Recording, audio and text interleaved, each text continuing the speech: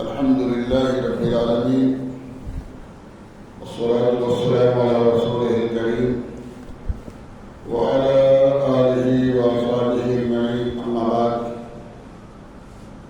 أعوذ بالله من الشيطان الرجيم بسم الله الرحمن الرحيم إن الله لا يغير ما بقوم حتى يغيروا ما بأنفسهم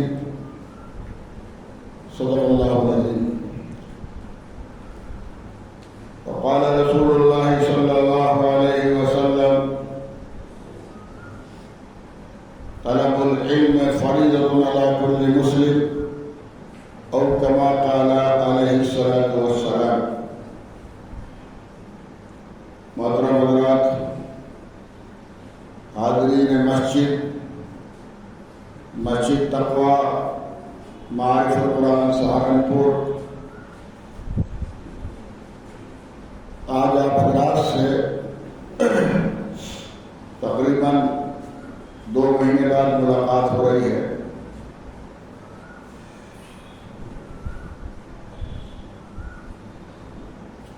بات تو کہنے کی کوئی نئی نہیں ہے. جو کچھ بھی عرض کرنا چاہتا ہوں وہ سب سامنے ہے. مسلمان آج دنیا میں اور اپنے وطن ہندوستان میں جن حالات اور جس دور سے گزر رہا ہے وہ سب کے سامنے ہے. ہر فرد ذہنی طور پر، جسمانی طور پر، سماجی طور پر ہر فرد مبتلا ہے. حالات میں خوف ہے، بدامنی ہے، بے چینی ہے، بے راروی ہے، جھوٹ ہے، دھوکہ ہے، فریب ہے، مکاری ہے، ظلم ہے. جو کچھ ماحول میں ہو رہا ہے اس سے سب اس میں مبتلا ہے. کوئی یہ نہیں کہہ سکتا کہ مجھے پتہ ہی نہیں، کوئی نہیں کہہ سکتا مجھے پتہ نہیں. فرض کرو، مان لو شہر میں بدامنی ہو رہی ہے، شہر میں بدامنی ہو رہی ہے تو اس کی اطلاع گھر میں ہمیں نہیں پہنچتی. اللہ نہ کرے اگر شہر میں بدامنی ہے تو بے دریغ آزادی سے ہم نکلنے کی ہمت کریں گے؟ گھر سے نکلنے کی ہمت کریں گے؟ بتاؤ بھائی، بولو. تو رانا صاحب نکلیں گے؟ بچوں کو نکالیں گے، بچیوں کو نکالیں گے، جوان بیٹیوں کو گھر سے نکالیں گے؟ نہیں نکالیں گے. تو پتہ چلا باہر جو کچھ ہو رہا ہے وہ ہمیں اس کی اطلاع ہے. جو کچھ حالات ہے ملک کے، دنیا کے، اگر میں صحیح کہوں تو اس کے ذمہ دار صرف اور صرف ہم مسلمان ہیں.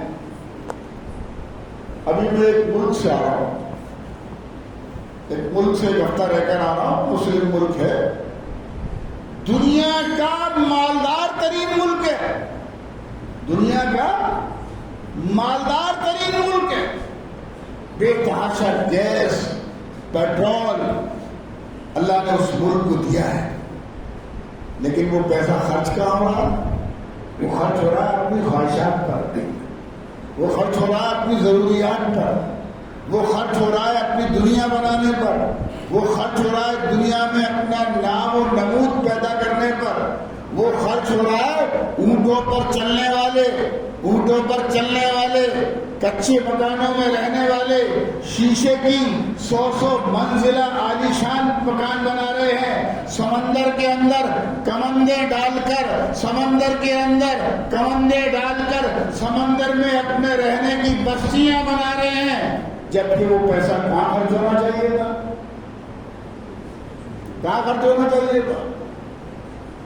اسلام کی تعلیم پر، اسلام کی تبلیغ پر، اللہ کے دین کی سربلندی پر، اللہ کے غریب، دبے کچے، پچھڑے، ضرورت مند، مظلوم بندوں پر ہے کس نے دی ہے وہ دولت؟ وہ گیس کے بے تحاشا خزانے کس نے دیے؟ وہ زمین میں بے تحاشا بہتا ہوا سونا پیٹرول ڈالر کی شکل میں کس نے دیا ہے؟ کس نے دیا؟ اللہ۔ خرچ کیا ہو رہا؟ خواہشہ۔ تو جب امانت میں خیانت ہوگی، آپ اپنے بیوی کے پاس، بچے کے پاس 1000-2000 روپے امانت رکھو گے اور وہ اس میں سے سارے کے سارے یا اکثر اڑا دیں گے، تو آپ ان سے خوش ہو گئے، ناراض ہو گئے؟ امانت میں خیانت ہوئی تو ناراض ہو گئے نا۔ تو اللہ نے دنیا میں آج جو مسلمانوں کو بہتا ہوا سونا پیٹرول کی شکل میں دیا ہے، مسلمان اسے اللہ کے علاوہ اپنے اللہ کے غیر پر خرچ کر رہے ہیں، تو اللہ ناراض ہوگا یا خوش ہوگا؟ ناراض ہوگا، ناراض ہوگا۔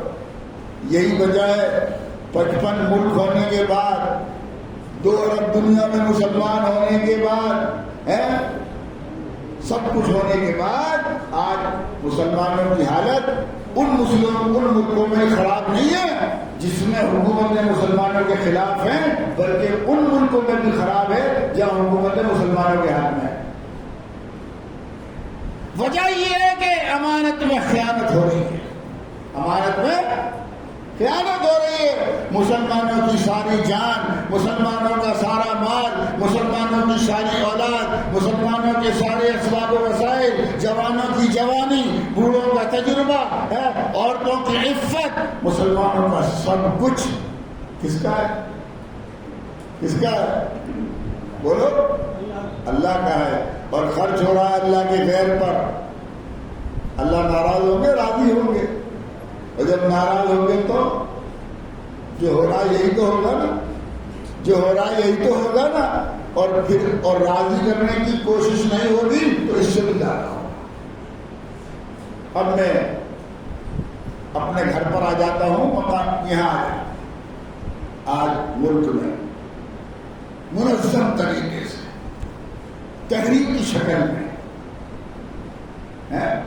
تحریک کی شکل میں منظم طریقے سے ہماری بہنوں کو، ہماری بیٹیوں کو العیاذ باللہ مرتد کرنے کی کوشش چل رہی ہے۔ ان کی بچیوں کو پھنساؤ، ان کی بچیوں کو پٹاؤ، ان کی بچیوں سے پیار و محبت کرو اور انہیں ان کے ساتھ پھر شادی کرو اور سال 6 مہینے 2 سال میں پھر ان کا قتل بھی کرو۔ یہ کوشش ہو رہی ہے، یہ تحریک چل رہی ہے اور کھلے عام چل رہی ہے، کھلے عام چل رہی ہے۔ جو مسلمان کی ایک بیٹی پھنسا کے لائے گا 2.5 لاکھ یا 5 لاکھ روپے انعام بھی ملے گا، رہنے کے لیے مکان بھی ملے گا، قانونی حفاظت بھی ملے گی۔ جی وَمَكَرُوا وَمَكَرَ اللَّهُ وَاللَّهُ خَيْرُ الْمَاكِرِينَ۔ کفر اپنی ساری تدبیریں کر رہا ہے اور وہ قیامت تک کرتا رہے گا۔ کفر تو اپنا کام قیامت تک کرتا رہے گا، مگر مسئلہ یہ ہے، سوال یہ ہے کہ اس بیماری کے مقابلے میں مسلمان کیا کر رہے ہیں؟ اس بیماری کا علاج کرنے کے لیے ہم کیا کر رہے ہیں؟ ہم کیا کر رہے ہیں؟ سوال یہ ہے۔ ہم نے اپنی نسلوں کو، اپنی اولادوں کو، اپنی بیٹیوں کو، اپنے بیٹوں کو جب چرواہا اپنی بکریوں کو جنگل میں بغیر نگرانی کے بھیڑیے کے حوالے کرے گا، نتیجہ کیا نکلے گا؟ کیا کچھ ہم ایسا نہیں کر رہے؟ کیا کچھ ہم ایسا اپنی بچیوں کے بہنوں کے ساتھ نہیں کر رہے؟ کتنے ہم میں غیرت مند مسلمان ہیں جو اپنی بچیوں اور بیٹیوں اور بہنوں کی تعلیم کا انتظام، ان کے روزگار کا انتظام، ان کی ضروریات زندگی کا انتظام، جس کی وجہ سے وہ ان حالات کا شکار ہو رہی ہیں، ہم خود کر رہے ہیں. کتنے ہم ہیں اسے؟ 2 مہینے پہلے میں نے آپ کے مدرسے کی پیشانی پہ ایک بورڈ لگایا ہے، دینی اسلامی پورے پردے اور نگرانی کے ماحول میں آپ کے بچے اور بچیوں کی 10ویں 12ویں تعلیم کا انتظام ہم کر رہے ہیں. یہ لگا ہوا 2 مہینے سے بورڈ وہاں پر ہندی میں لگا ہوا ہے. آج 2 مہینے بعد میں آپ کے درمیان لوٹا ہوں، جامع طیبات مدرسے کا بھی خادم ہوں. 2 مہینے کی انتک کوشش کے بعد ہم نے انتظام کیا، شاہین گروپ حیدرآباد سے پڑھانے کا، لڑکیوں کا اسٹاف بلایا، پورا ماحول مدرسے کے اندر بنایا کہ ہماری بیٹیاں جو 13 سے 21 سال تک کی ہیں وہ ہائی اسکول انٹر اپنے ماحول میں کر لیں. 2 مہینے سے ہم بھی کوشش کر رہے ہیں، ہمارا سارا اسٹاف کوشش کر رہا ہے، شاہین گروپ والے وہ ہمارے ساتھ کوشش کر رہے ہیں. 2 مہینے کے بعد جب میں نے کل مدرسے میں آ کے دیکھا ہے، ایک بچی کا داخلہ نہیں ہوا. ایک بچی، ایک بیٹی. جبکہ ہم جس علاقے میں رہتے ہیں یا جس شہر میں رہتے ہیں کم سے کم 5 لاکھ مسلمان ہیں. ہم شہر میں کم سے کم 5 لاکھ مسلمان ہیں، ہم ضلع میں 15-20 لاکھ مسلمان ہیں. ایک بیٹی کا داخلہ نہیں. پڑھانے والی 4 استاد آ گئی، سارا سسٹم بن گیا، نظام بن گیا. حیدرآباد میں بیٹھے ہوئے امت کے غیور ہمدرد مسلمان پورے ملک کی بچیوں کی فکر کر رہے ہیں. انہوں نے اس سال 5000 بچیوں کو پڑھانے کا بیڑا اٹھایا ہے کہ ہم نارتھ انڈیا میں 5000 بچیوں کو ہائی اسکول انٹر کرا کر اس کے بعد اگر وہ بچیاں دنیاوی اعلیٰ تعلیم میں جانا چاہتی ہیں تو ان کے یہاں حیدرآباد میں ان کے کوچنگ سینٹر ہیں جہاں 10,000 سے زیادہ بچے بچیاں خود ان کی نگرانی میں مسلم ماحول میں، اسلامی ماحول میں، پردے کے ماحول میں، حفاظت کے ماحول میں IAS بن رہی ہیں، IAS بن رہی ہیں، PCS بن رہی ہیں، ڈاکٹر بن رہی ہیں، ماسٹر بن رہی ہیں، انجینئر بن رہی ہیں. 10,000 سے زیادہ بچے بچیاں پڑھا رہے ہوں. شاہین گروپ یوٹیوب پر سرچ کر لینا. انہوں نے نارتھ انڈیا میں ایک تبدیلی لانے کا بیڑا اٹھایا ہے. 3 مہینے سے وہ ہمارے ساتھ کام کر رہے ہیں. پورا اسٹاف انہوں نے بھیج دیا ہے، سارا سیٹ اپ بنا لیا ہے. دن رات ہم اپیلیں کر رہے ہیں. لیکن ہماری حالت کیا ہے؟ ہمیں یہ شکایت تو ہے کہ ہماری بچی ہندو بچے کے ساتھ چلی گئی، ہماری بچی نے ہندو بچے سے نکاح کر لیا، ہماری بچی کو 6 مہینے سال بھر ہندو بچے نے نکاح شادی میں رکھنے کے بعد اس کا قتل کر دیا. ہمیں حالات کی شکایت تو ہے، لیکن حالات کی تبدیلی کے لیے ہم کیا قدم اٹھائیں؟ ایک بچی سہارنپور ضلع سے، بلکہ سوشل میڈیا کا دور ہے جو بات میں ابھی آپ سے کر رہا ہوں، نماز کے بعد جب اسے میں فیس بک پر یوٹیوب پر شیئر کروں گا تو وہ سہارنپور کے دائرے میں محدود نہیں رہے گا، پورے ملک اور پوری دنیا میں پھیل جائے گا. ہماری غیرت کہاں ہے؟ ایک بچی کا آج تک داخلہ نہیں ہوا ہے. اسی کو اللہ تعالیٰ کہہ رہے ہیں بھائی، اسی کو اللہ کہہ رہے ہیں. جب میں نے قرآن کی آیت پڑھی، لوگ اس کا ترجمہ یوں کرتے ہیں، خدا نے کبھی اس قوم کی حالت نہیں بدلی. بس بات میں اپنی ختم کر رہا ہوں. خدا نے کبھی اس قوم کی حالت نہیں بدلی، نہ ہو خیال جسے خود اپنی حالت کے. سوشل میڈیا پہ ماتم کرنے سے، ایک دوسرے کو شیئر کرنے سے، ایک دوسرے کو پیغام بھیجنے سے کیا والعیاذ باللہ 10 لاکھ مسلمانوں کی بچیاں مرتد ہو گئیں اور 40 لاکھ بچیوں کو مرتد کرنے کا باطل کا پلان ہے. تو اگر ہم یوں خواب غفلت میں ہاتھ پہ ہاتھ دھرے بیٹھے رہے تو 40 لاکھ نہیں، 4 کروڑ نہیں، اگر اکثر مسلمانوں کے بچے بچیاں والعیاذ باللہ مرتد ہو جائیں تو کوئی تعجب کی بات نہیں، کوئی تعجب کی بات نہیں ہے. یہ فتنہ آج پڑوس میں ہے. اگر یوں ہی غفلت رہی تو میرے اپنے گھر کے اندر بھی آ سکتا ہے، گھر کے اندر بھی آئے گا. ایسا نہیں ہے گھر میں نہیں آئے گا. جنگل میں آگ لگی ہے، جنگل میں آگ لگی ہے، سارے مکانات جلتے چلے آ رہے ہیں. وہاں نہیں آئے تو میرا نمبر بھی تو آئے گا نہیں آئے گا. خدا نے کبھی اس قوم کی حالت نہیں بدلی. نہ ہو خیال جسے خود اپنی حالت کے بدلنے کا. اللہ ہمیں عقل سلیم دے, اللہ ہمیں شعور دے, اللہ ہمیں ہمت دے, طاقت دے, حوصلہ دے کہ ہم حالات حاضرہ کی نزاکتوں کو سمجھیں اور ہمارے جو ایمانی, ملکی, اسلامی, معاشی, سماجی اور حیثیت باپ اور بھائی کے جو ذمہ داری ہے اللہ اسے ہمیں پورا کرنے کی توفیق عطا فرمائے. ہماری حالت تو یہ ہے بھائی, وائے ناکامی متائے کارواں جاتا, وائے ناکامی کارواں کا سامان چوری ہو گیا. پہلے اردو میں قافلے چلتے تھے نا, قافلے میں لوگ سفر کرتے تھے کہ صاحب سامان چوری ہو گیا قافلے کا. یہ اتنا بڑا نقصان نہیں ہے, قافلے کا سامان چوری ہو جانا اتنا بڑا نقصان نہیں ہے جتنا بڑا نقصان یہ ہے کہ قافلے کے دل سے احساس زیاں جاتا رہا, اس قافلے کے دل سے یہ بھی نکل گیا کہ ہمارا سامان چوری ہو گیا. مجھے معلوم ہے مجھے شوگر ہے تو میں میٹھا کھاتا نہیں ہوں, کھاتا ہوں تو چکھتا ہوں. اگر میں غافل ہو جاؤں کہ مجھے شوگر ہے, اس سے میں غافل ہو جاؤں اور میٹھا کھل کر کھانے لگوں, نتیجہ کیا نکلے گا بتاؤ, کیا نتیجہ نکلے گا؟ اللہ تعالیٰ علی کے رحمت کرے. ہمارے دوست بزرگ کو انہوں نے ایک جلیبی بیچاروں نے کھا لی تھی جانے انجانے میں, وہی ان کی موت کا سبب بن گئی. شوگر میں ایک جلیبی شوگر میں کھانے سے وہی موت کا سبب بن گئی.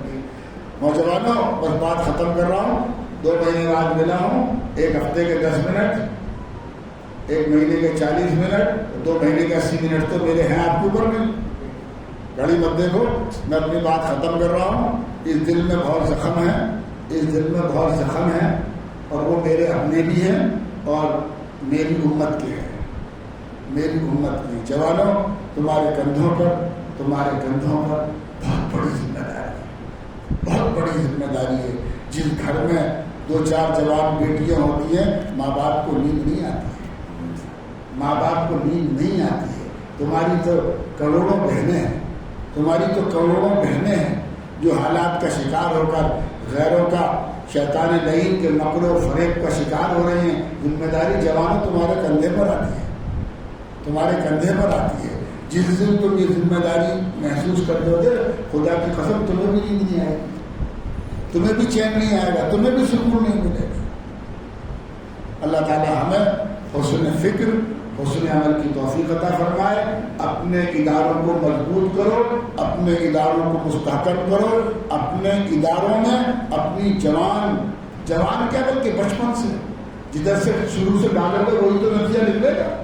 بچپن سے اپنی بیٹیوں اور بہنوں کا انتظام اپنے اداروں میں, اپنے ماحول میں, اپنی نگرانی میں حفاظت کے ساتھ اس کی بنیاد ڈالو. اگر بنیاد اچھی پڑ جائے گی تو تمہارے درمیان ایسی بیٹیاں پیدا ہوں گی جو سینکڑوں شیطانوں کے درمیان, کرناٹک کے اندر اس نے برقع نہیں اتارا, حجاب نہیں اتارا, پردہ نہیں اتارا, کالج کے اندر سینکڑوں شیطانوں کے درمیان اس نے نعرے تکبیر اللہ کیا. معلوم ہے کرناٹک کی بچی کا نعرے تکبیر اللہ اکبر اس نے بلند کیا, حجاب نہیں اتارا, پردہ نہیں اتارا, برقع نہیں اتارا. اس ایک بچی کی قربانی اللہ کو اتنی پسند آئی کہ اللہ تعالیٰ نے پچھلے الیکشن میں حجاب اتروانے والی سرکار کو ہی اتار دیا. جی ان الذین قالوا ربنا اللہ ثم استقاموا, ارے جم کے تو دیکھو, نتیجہ اللہ بدلنے پر قادر ہے. سرکار گئی بھی گئی, دوسری سرکار آئی, سرکار نے وہ فیصلہ واپس لیا, جتنی مسلمان بچیاں اسکولوں میں جائیں گی سب حجاب میں جائیں گی, کوئی حجاب نہیں اتارے.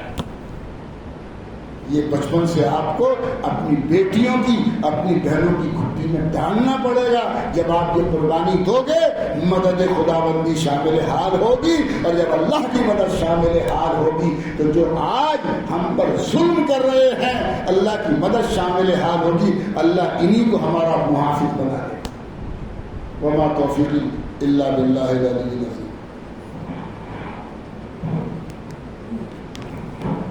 جی تو بہت بات کرنے کا چاہتا ہے لیکن ہمارے جوان بچے گھڑی دیکھتے رہتے ہیں۔